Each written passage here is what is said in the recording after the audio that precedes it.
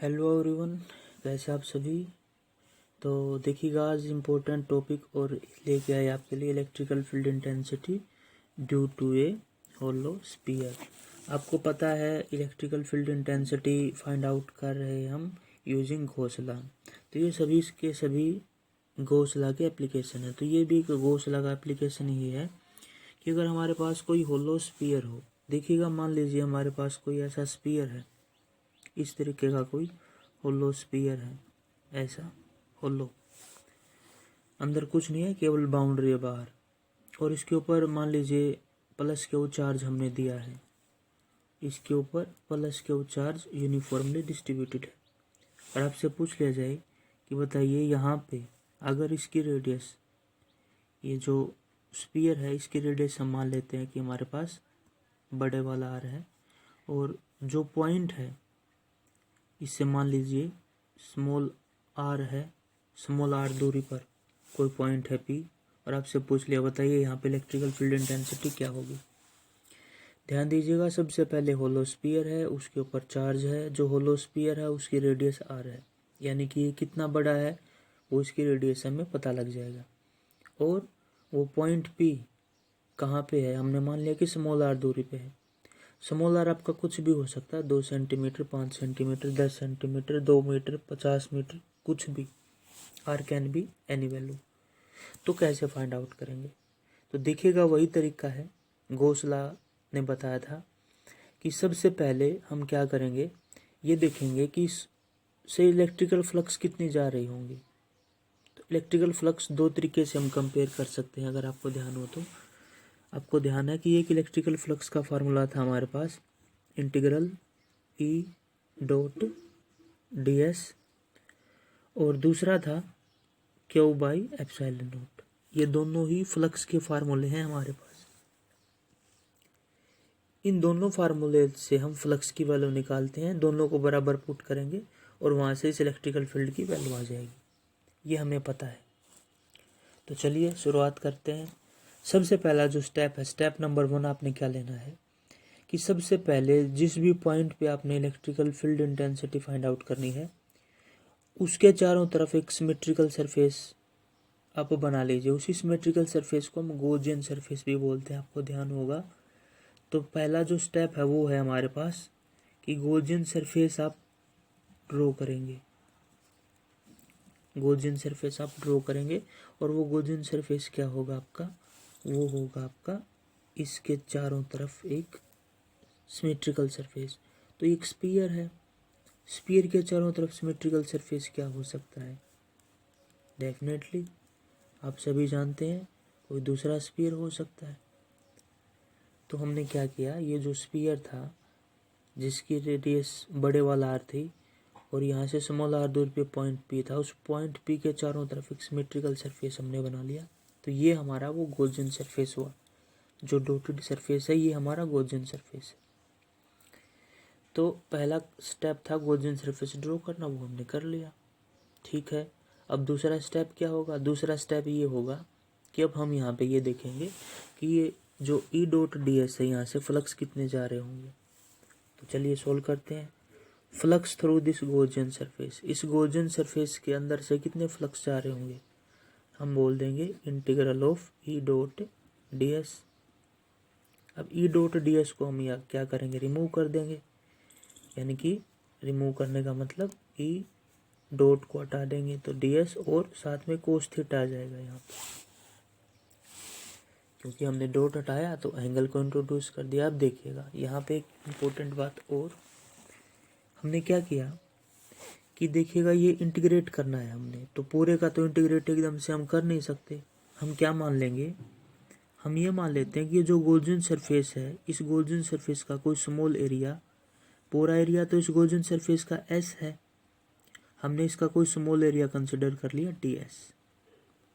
अब electrical field की direction definitely positive charge है तो आउटवर्ड ही होगी, तो ये डायरेक्शन हो जाएगी हमारी इस स्मॉल एलिमेंट के ऊपर इलेक्ट्रिकल फील्ड की। तो एरिया वेक्टर भी क्या होगा, एरिया वेक्टर कैसा होता है, हमेशा परपेंडिकुलरली आउटवर्ड होता है। तो डी एस की डायरेक्शन भी यही हो जाएगी और ई की डायरेक्शन भी यही हो जाएगी। तो जब आप यहाँ पे पुट करेंगे तो हम लिख सकते हैं यहाँ पे जब इस इंटीग्रेशन को सोल्व करेंगे तो देखिएगा इलेक्ट्रिकल फील्ड ई तो इस गॉसियन सरफेस के हर पॉइंट के ऊपर यूनिफॉर्म है, यानी कि कांस्टेंट है। कांस्टेंट है तो जो कांस्टेंट है वो बाहर आ जाएगा, इलेक्ट्रिकल फील्ड बाहर आएगा। ds को जब आप इंटीग्रेट करोगे तो ds ds ds यानी कि छोटे छोटे एरियाज हम यहाँ पे पूरे सरफेस पे मान सकते हैं। जब ds को इंटीग्रेट करेंगे तो इसका इंटीग्रेशन हो जाएगा s। और कोस थीटा, अब देखिएगा कोस थीटा किस किस के बीच का एंगल है? कोस थीटा एंगल है इलेक्ट्रिकल फील्ड और एरिया वेक्टर के बीच का एंगल। इलेक्ट्रिकल फील्ड भी इसी डायरेक्शन में है, एरिया वेक्टर भी इसी डायरेक्शन में है, तो दोनों के बीच का एंगल क्या होगा? 0। तो कोस 0 की वैल्यू कितनी हो जाएगी? 1। तो सिंपली हम बोल सकते हैं यहाँ से कोस 0 1। तो क्या बचा हमारे पास? ई एस, यानी कि इस गॉसियन सरफेस से कितने फ्लक्स बाहर जाएंगे? ई एस फ्लक्स बाहर जाएंगे। ठीक है, फ्लक्स आ गए यहाँ से। तो हम क्या लिख सकते हैं यहाँ पे? हम लिख सकते हैं एक फ्लक्स तो ये हुआ, और दूसरा फ्लक्स का फार्मूला था हमारे पास Q/ε0। ये 1, इसको हम 1 लिख लेंगे, और ये हमारे पास इक्वेशन 2 हो जाएगी। अब इक्वेशन 1 और 2 को दोनों को हम इक्वेट कर सकते हैं, बराबर पुट कर सकते हैं। तो करिएगा, यहाँ पे लिख देंगे इक्वेटिंग इक्वेशन 1 एंड 2, दोनों को बराबर पुट कीजिएगा। तो देखिएगा जब दोनों को बराबर पुट करेंगे तो हम लिख सकते हैं यहाँ से E S is equal to Q/ε0 electrical. अब देखिएगा यहाँ पे दो इम्पोर्टेंट बातें आ जाती है हमारे पास। ये जो सरफेस एरिया है, इस सरफेस एरिया की वैल्यू आप कितनी कंसिडर करेंगे? देखिए एक इम्पोर्टेंट बात और यहाँ पे सरफेस एरिया हम कौन सा लेंगे? कन्फ्यूजन हो सकती है बच्चों को कि सरफेस एरिया इस स्फीयर का लें जिसके ऊपर चार्ज है, या इस गॉसियन सरफेस का लें। तो ध्यान रखिएगा यहाँ पे सरफेस एरिया आपने हमेशा गॉसियन सरफेस का कंसिडर करना है। गॉसियन सरफेस का सरफेस एरिया कितना हो जाएगा? देखिएगा यहाँ से लेके यहाँ तक की दूरी स्मॉल r है, यानी कि जो गॉसियन स्फीयर बना हमारे पास, इसकी रेडियस r है। तो स्फीयर का जो एरिया होता है उसका फार्मूला क्या होता है? 4πr², रेडियस का स्क्वायर, तो इसकी रेडियस r² है। तो डेफिनेटली अब मैं यहाँ पे लिख दूंगा electrical field E surface area Gaussian surface area. तो गॉसियन सरफेस का एरिया कितना हो जाएगा? एक स्फीयर है तो उसका एरिया हो जाएगा हमारे पास, होलो स्फीयर है तो 4πr² is equal to Q/ε0। तो यहाँ से आप देख सकते हैं इलेक्ट्रिकल फील्ड की वैल्यू आ रही है हमारे पास इज इक्वल टू Q/4πr²ε0। तो ये इलेक्ट्रिकल फील्ड की वैल्यू आई हमारे पास। अब देखिएगा ये जो चार्ज है, इस चार्ज की वैल्यू भी हम फाइंड आउट कर सकते हैं। अब चार्ज किसके अंदर? चार्ज इस गॉसियन सरफेस ने अपने अंदर कितना चार्ज इनक्लोज किया है? जितना चार्ज इस स्फीयर के ऊपर है। तो स्फीयर के ऊपर चार्ज आप कैसे फाइंड आउट कर सकते हैं?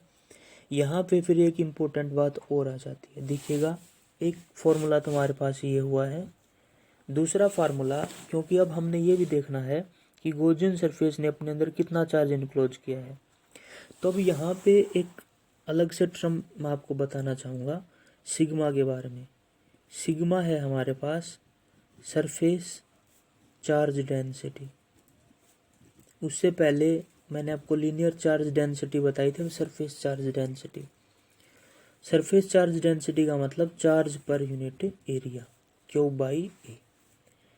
तो दिखेगा यहाँ से इस पूरे के ऊपर चार्ज कितना होगा वो हमें नहीं पता, इस पूरे के ऊपर, लेकिन मुझे चार्ज पर यूनिट एरिया पता है, सिग्मा पता है। तो अगर आपको सिग्मा पता हो तो यहाँ से आप क्यों निकाल सकते हैं? क्योंकि इसके बराबर हो जाएगा, क्रॉस मल्टीप्लाई कर देंगे सिग्मा इंटू ए। तो क्यों सिग्मा इंटू ए। अब एरिया कौन सा लेंगे आप? यहाँ पे फिर से ध्यान दीजिएगा, यहाँ पे एरिया कौन सा होगा? अब गॉसियन सरफेस के अंदर चार्ज इनक्लोज है, और चार्ज एक्चुअली में किसके ऊपर है? स्फीयर के ऊपर। स्फीयर का एरिया, जिस स्फीयर के ऊपर एक्चुअली में चार्ज है उसका एरिया कितना होगा? अगर इस स्फीयर की रेडियस r हो, बड़े वाला r हो, तो इसका एरिया हो जाएगा 4π बड़े वाला r²। तो हम यहाँ पे लिख देंगे 4π बड़े वाला r²। ये Q की वैल्यू होगी। अब जो Q की वैल्यू आई इसको हम यहाँ फार्मूले में पुट कर सकते हैं। तो यहाँ से हमारे पास E की वैल्यू हो जाएगी sigma 4π R square divided by 4 pi R square epsilon naught. 4 pi से 4 पाई कैंसिल आउट होगा, तो इलेक्ट्रिकल फील्ड इंटेंसिटी का फार्मूला होगा sigma R square over epsilon naught are square. ये हो जाएगा अगर कोई पॉइंट हमारा इस स्फीयर के आउटसाइड है, यानी कि आप बोल सकते हैं व्हेन ये जो रेडियस ऑफ द स्फीयर है is less than the point, यानी कि ये हमारे पास केस होगा व्हेन जो रेडियस ऑफ द स्फीयर है, radius of the sphere is less than the point. इसी तरीके से आप ये भी मान सकते हैं कि ये जो पॉइंट हमने आउटसाइड में लिया था इस स्फीयर के, तो पॉइंट इनसाइड में भी हो सकता है, यहाँ भी हो सकता है। तो अगर मान लीजिए इलेक्ट्रिकल फील्ड इंटेंसिटी आपने स्फीयर के अंदर निकालनी हो, तो देखिएगा स्फीयर के अंदर आप जानते हैं होलो स्फीयर है, होलो स्फीयर के अंदर कोई भी चार्ज नहीं होगा, सारे का सारा चार्ज आउटसाइड में होगा। अगर सारे का सारा चार्ज आउटसाइड में होगा, इनसाइड में कोई चार्ज ही नहीं है, तो आप देख सकते हैं इस फार्मूले से जब यहाँ पे क्यू की वैल्यू ही 0 हो जाएगी, अंदर कोई चार्ज ही नहीं होगा, तो इलेक्ट्रिकल फील्ड इंटेंसिटी भी क्या होगी, 0 होगी। तो यानी कि यहाँ पे अगर आप दूसरा केस बनाना चाहें when r is greater then small r, यानी कि स्मॉल r का मतलब ये हो जाएगा कि जब ये पॉइंट यहाँ पे होगा तो ये जो बाहर वाली दूरी थी r वो यहाँ पे आ जाएगी। उस केस में ये जो रेडियस ऑफ द स्फीयर ये बड़ी होगी। आप ऐसे अज्यूम कीजिएगा कि कोई स्फीयर है, अगर पॉइंट यहाँ पे इसके अंदर लाई करे तो इसका मतलब इसके सेंटर से ये वाला जो पॉइंट है इसकी दूरी हम r मानेंगे। उसी तरीके से गॉसियन सरफेस अंदर ड्रॉ करेंगे, लेकिन अंदर इलेक्ट्रिकल फील्ड ही नहीं है क्योंकि होलो स्फीयर है, तो इलेक्ट्रिकल फील्ड सारा बाहर होगा। तो हम बोल सकते हैं कि अगर ये वाला केस हो r is greater than r, then जो इलेक्ट्रिकल फील्ड है उसकी वैल्यू 0 हो जाएगी। क्यों? क्योंकि क्यों चार्ज होगा ही नहीं, स्फीयर के तो अंदर कोई भी चार्ज नहीं होता, सारा 0 होता है। तो electrical field intensity inside this hollow sphere will be 0 and outside electrical field intensity will be equal to sigma R square epsilon naught are square, जहाँ पे बड़े वाला r हमारे पास है आपका radius of the sphere and r is the point जहाँ पे हमने electrical field intensity find out करनी है। तो स्टूडेंट आई होप आपको गॉस लॉ का एक एप्लीकेशन और अच्छे से क्लियर हुआ होगा। फिर भी अगर आपका कोई डाउट है तो आप कमेंट सेक्शन में कमेंट करके अपने डाउट पूछ सकते हैं। वीडियो अच्छा लगे तो इसको लाइक करें, आपका अपना चैनल है प्लीज़ इसको शेयर करें, सब्सक्राइब करें। Thanks for the watching.